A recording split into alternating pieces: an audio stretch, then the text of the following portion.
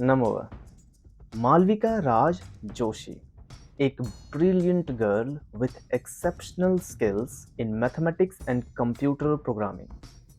मालविका को आईआईटी में एडमिशन के लिए डिनाई कर दिया गया क्योंकि उसने class 10 and 12th board exams नहीं दिए थे।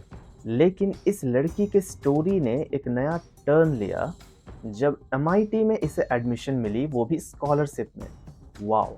स्टोरी स्टार्ट होती है जब मालविका क्लास 7 में थी। मालविका की माँ सुप्रिया जोशी मालविका को होम स्कूल करने का डिसीजन लेती है। इसके लिए वो अपने जॉब को भी छोड़ देती हैं सो दैट कि वो मालविका पर ज़्यादा फोकस कर पाए। वो खुद मालविका के लिए करिकुलम डिज़ाइन करती हैं जो स्पेसिफिकली मालविका के स्ट्रेंथ को और ज़्यादा बूस्ट करने में हेल्प करता है। ट्रेडिशनल स्कूल एजुकेशन से दूर होने के बावजूद मालविका मैथमेटिक्स एंड प्रोग्रामिंग में एक्सेल करती है और उसे चेन्नई मैथमेटिकल इंस्टीट्यूट में एडमिशन करा दिया जाता है एमएससी लेवल पर, क्योंकि वहाँ टेस्ट पर पता चलता है कि मालविका के पास ऑलरेडी जो नॉलेज है वो एक बीएससी डिग्री के इक्विवेलेंट है। मालविका ग्लोबल प्रोग्रामिंग कंपटीशन में पार्टिसिपेट करती है और 3 मेडल भी जीतती है इंटरनेशनल ओलंपियाड ऑफ इंफॉर्मेटिक्स में। उसके ये अचीवमेंट्स एमआईटी के नज़र में आ जाते हैं और वो मालविका को स्कॉलरशिप ऑफर करते हैं। सिर्फ 17 साल की उम्र में मालविका एजुकेशनल सिस्टम के बैरियर्स को तोड़कर एमआईटी ज्वाइन करती है और एक ग्लोबल रिकॉग्निशन भी गेन करती है। आप बताइए इससे आपको क्या समझ आया? लेकिन इससे पहले ये सुनिए कि मैंने क्या समझा। फर्स्ट, अगर मालविका के इस टैलेंट को इंडियन गवर्नमेंट या किसी इंडियन इंस्टीट्यूट ने रिकॉग्नाइज किया होता तो आज शायद मालविका इंडिया के लिए एक वैल्यूएबल एसेट होती। जो काम इंडियन गवर्नमेंट और इंडियन इंस्टीट्यूट्स को करना चाहिए था वही काम एक फॉरेन इंस्टीट्यूट ने किया। ये बताता है कि हम लोग अभी भी सो ही रहे हैं और शायद जागने में वक्त लगेगा। एक बार श्री कृष्ण ने हमें जगाया था गीता दे करके, हम फिर सो गए। फिर आदि शंकराचार्य आए, उन्होंने भी जगाया, हम फिर सो गए। स्वामी विवेकानंद ने आकर के जगाया, हम फिर सो गए। और आज हम फिर वेट कर रहे हैं कि कोई और आएगा और हमें जगाएगा। हम पैसों के चक्कर में इतना खो चुके हैं कि हम अपने खुद के कर्तव्यों को भी भूल चुके हैं। फॉरेन कंट्रीज एंड इंस्टीट्यूशंस इसी ताक में होते हैं कि उन्हें कोई एक टैलेंट दिखे और वो उसे मैग्नेट की तरह अट्रैक्ट कर लें। मिचियो काकू, जो कि एक फेमस एस्ट्रोफिजिसिस्ट हैं, उन्होंने भी अमेरिका के इस पॉलिसी को लेकर के बहुत कुछ कहा है और अच्छे से समझाया है। ये क्लिप सुनिए। I must disagree with my esteemed colleague here. Okay. Except First for the of all, esteemed let part. me say that science is the engine of prosperity. From steam power to electricity to the laser to the transistor to the computer. That's not true. We're That's talking technology. about. Hey, mate. It's technology. Hey, can I have my? Sure. You had your say. Let me have my say. Yes. However, the information revolution has a weakness, and the weakness is precisely the educational system. The United States has the worst educational system known to science. Our graduates compete regularly at the level of third world countries. So how come the scientific establishment of the United States doesn't collapse? If we're producing a generation of dummies, if the stupid index of America keeps rising every year, just watch network television and reality shows, right? How come the scientific establishment of the United States doesn't collapse? Let me tell you something. Some of you may not know this. America has a secret weapon. That secret weapon is the H-1B. Without the H-1B, the scientific establishment of this country would collapse. Forget about Google. Forget about Silicon Valley. There would be no Silicon Valley without the H-1B. And you know what the H-1B is? It's the genius visa, okay? You realize that in the United States, 50% of all PhD candidates are foreign-born? At my system, one of the biggest in the United States, 100% of the PhD candidates are foreign-born. The United States is a magnet sucking up all the brains of the world, but Now their brains are going back. Right. They're going back to China. They're going back to India. And people are saying, oh my God, there's a Silicon Valley in India now. Oh my God, there's a Silicon Valley in China. Duh. Where did it come from? It came from the United States. So don't tell me that science isn't the engine of prosperity. You remove the H-1B visa and you collapse the economy. In Wall Street Journal, editorialized against a congressman who wanted to ban the H-1B, saying they'll take jobs away from the American people. The Wall Street Journal said, look, there are no Americans who can take these jobs. These are at the highest level of high technology. They don't take away jobs from Americans. They create entire industries. And so that's why we have an Achilles heel, and that's the educational system. And again, sociology majors are not necessarily going to be the ones determining the future of Silicon Valley, but physicists, engineers. We need more of them, not less. The irony is,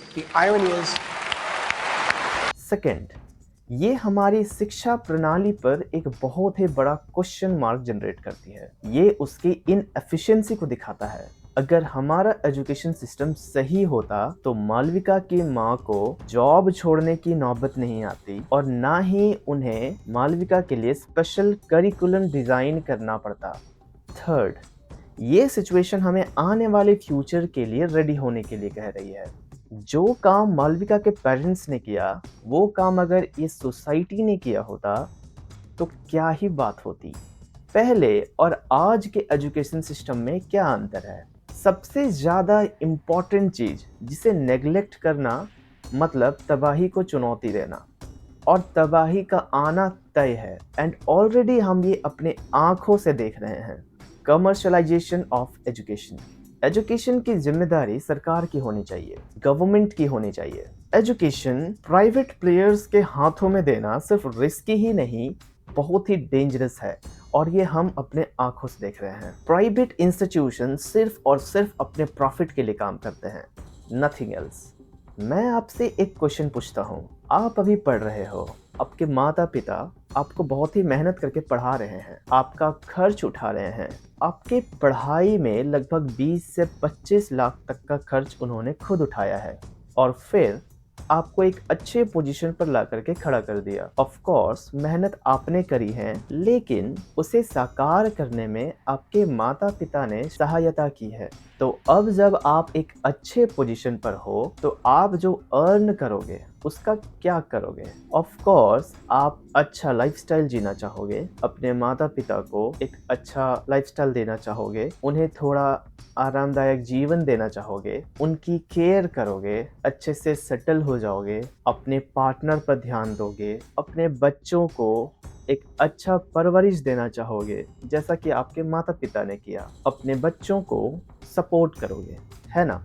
लेकिन एक चीज़ जो आपके मन में रह जाएगी वो क्या है पता है? शायद आप अपने बच्चों को ये ज़रूर कहोगे कि बेटा ये जो सोसाइटी है ना वो सिर्फ और सिर्फ देखती रहती है, तुम्हारे लिए ये कुछ नहीं करने वाली। जो भी करना है वो तुम्हें करना है, अकेले करना है, खुद ब खुद करना है। पता है क्यों? क्योंकि सारा मेहनत आपने किया, आपके माता पिता ने किया, आपके परिवार ने किया। इस सोसाइटी का कंट्रीब्यूशन इसमें क्या था? ज़ीरो। अब जरा ये सिचुएशन सोचिए कि आपके पढ़ने लिखने का खर्च ये सोसाइटी दे रही है, ये सोसाइटी आपको सपोर्ट कर रही है। तो आप जब एक अच्छे पोजीशन पर होगे तो आप किसके लिए करोगे? ऑफ कोर्स आप खुद के लिए करोगे, अपने माता पिता के लिए करोगे, अपने फैमिली के लिए करोगे, बट आपका एक छोटा सा कंट्रीब्यूशन इस सोसाइटी के तरफ भी होगा। क्यों? रीज़न आप मुझसे बेहतर जान सकते हो। ये चीज़ सिर्फ यहाँ नहीं, सिर्फ भारत में नहीं, पूरे विश्व में लैकिंग है। अगर हमने ये अचीव कर लिया तो हम एजुकेशन सिस्टम के हाईएस्ट माइलस्टोन को अचीव कर लेंगे, एंड फिर एजुकेशन का सही मतलब सबको समझ आने लगेगा। पहले एजुकेशनल सिस्टम्स इंडिपेंडेंटली एक्ट करते थे, बट उसे फंड कौन करता था? रूलर। कुछ इंस्टीट्यूशंस सोसाइटी के थ्रू डायरेक्टली फंडेड होते थे। शिष्यों का एक प्रॉपर टाइमिंग होता था रोटेशन बेसिस पर, जब वो सोसाइटी में जा करके डोनेशंस और कुछ रिसोर्सेज कलेक्ट करते थे, जिससे यूनिवर्सिटी में पढ़ने वाले जो छात्र होते थे वो वहाँ अच्छे से पढ़ पाते थे। वो भीख नहीं मांग रहे होते थे, क्योंकि जब सोसाइटी उनके लिए कुछ करती थी, जब वो वहाँ जाते थे तो वहाँ लोग ऑलरेडी प्रेजेंट होते थे, अपने घरों में चीज़ों को सेपरेट आउट करके रखते थे कि जब छात्र आएंगे तो हम उन्हें ये देंगे। एंड ये सब किया करते थे। ये उस सोसाइटी में हर एक इंसान का कर्तव्य था कि उन सबको कुछ ना कुछ कंट्रीब्यूट करना है, जो भी यूनिवर्सिटी में छात्र पढ़ रहे हैं उनके लिए। और इन रिटर्न जब वो छात्र वहाँ से निकलते थे, एक अच्छे पद पर जाते थे, तो वो भी सोसाइटी के लिए एक अच्छा कंट्रीब्यूशन देते थे। क्यों? अपने बेनिफिट के लिए नहीं, अपने स्वार्थ के लिए नहीं, बल्कि इसलिए क्योंकि उस सोसाइटी ने उन्हें कुछ दिया है, तो वो भी उस सोसाइटी को कुछ देना चाहते हैं। तो वो अपने लगन से करते थे, अपने मन से करते थे, तो वो खुद के प्रॉफिट के लिए नहीं करते थे। इससे जो डेवलपमेंट होता था सोसाइटी में, वो बहुत अच्छा डेवलपमेंट होता था, एक पॉजिटिव डेवलपमेंट होता था। आज के टाइम में भी बच्चे यूनिवर्सिटी से बाहर जा करके रिसोर्सेज कलेक्ट करें, मैं ये करने को नहीं कह रहा हूँ। थैंकफुली हमारे वो सिचुएशंस नहीं हैं जो पहले थे। आज के सिचुएशंस पहले से बहुत बेटर हैं एंड हम इससे बहुत ज़्यादा कुछ कर सकते हैं। हम उनसे भी ज़्यादा कुछ स्टूडेंट्स को कंट्रीब्यूट कर सकते हैं। डिप्रेशन, एंजाइटी, सुसाइड और भी बहुत सारे प्रॉब्लम्स हैं जो आज हमें अपने सोसाइटी में देखने को मिलते हैं। और वो क्यों हैं? वो इन्हीं कारणों के वजह से हैं कि हम अपने सोसाइटी में कुछ कंट्रीब्यूट कर ही नहीं रहे। सब बस अपना दिख रहा है।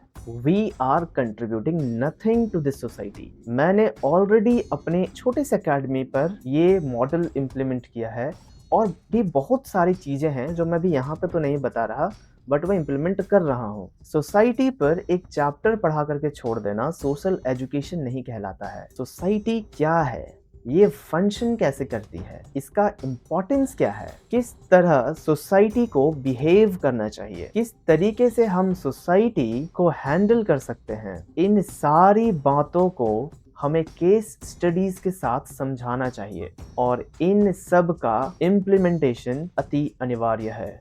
मेरे वीडियो के टॉप लेफ्ट में जो आप पढ़ते हो वो एक फैक्ट है और उसका ये बहुत बड़ा रीजन है कि हम कोई कंट्रीब्यूशन नहीं कर रहे। कुछ लोग कर भी रहे हैं तो वो बहुत कम क्वांटिटी में हैं और उनमें से भी जो मैक्सिमम लोग हैं वो कुछ ना कुछ अपना फ़ायदा देखते हैं, तब जा कर के वो कुछ कंट्रीब्यूट करते हैं। प्रोजेक्ट वक्रहर इन्हीं सारी चीज़ों को टैकल करने की क्षमता रखता है।